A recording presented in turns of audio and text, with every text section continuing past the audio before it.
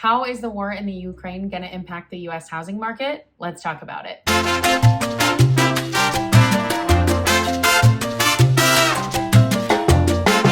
Hey everyone, Brittany with Brittany Hannon Real Estate. I am an agent, coach, and investor, and today we're going to talk about the war in the Ukraine. Russia invaded the Ukraine last week, and we're already seeing the impacts of that, with soaring gas prices, the stock market volatility, supply chain issues. But how is that going to impact the US housing market? Remember that headlines do more to terrify than clarify. So today we're going to be clearing some things up. Anytime we see a lot of volatility, like a war, we are likely going to see home sellers staying put, which means that housing inventory is going to continue to be really low. We've talked a lot about supply and demand. So remember, when supply is low, like a lack of inventory, and demand is high, like buyers wanting to buy to take advantage of the low interest rates, housing prices go up. So what we've seen is that interest rates have been historically low. They've been starting to creep up, and they are going to continue rising. So that means that buyers are really excited to get in now. With the uncertainty of the stock market, a lot of investors are pulling their money out of the stock market and putting it into more tangible assets like real estate.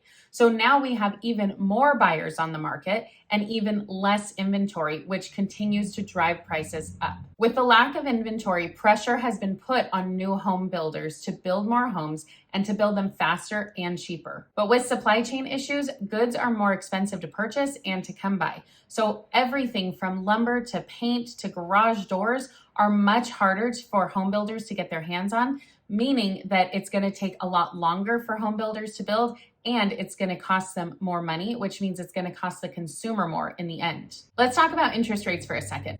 The Fed just announced that they are going to be increasing interest rates again. Now, this is a good sign for our economy overall. It means that it's improving and it's getting stronger. The increased interest rates are to hedge against inflation. Our inflation is at an all-time high.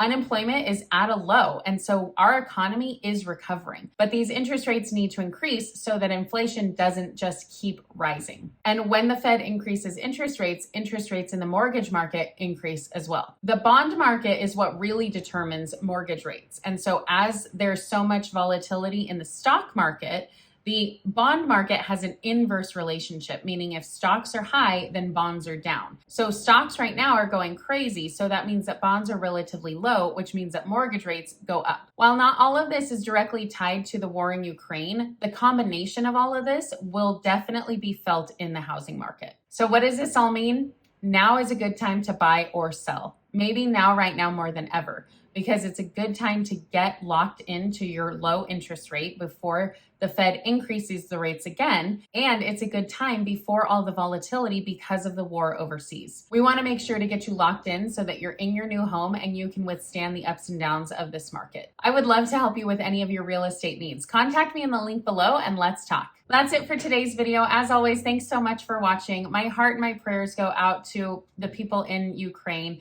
as they go through this. Put your favorite emoji below to show the people in Ukraine that we are here for them. Don't forget to like and subscribe, and we'll see you in the next video.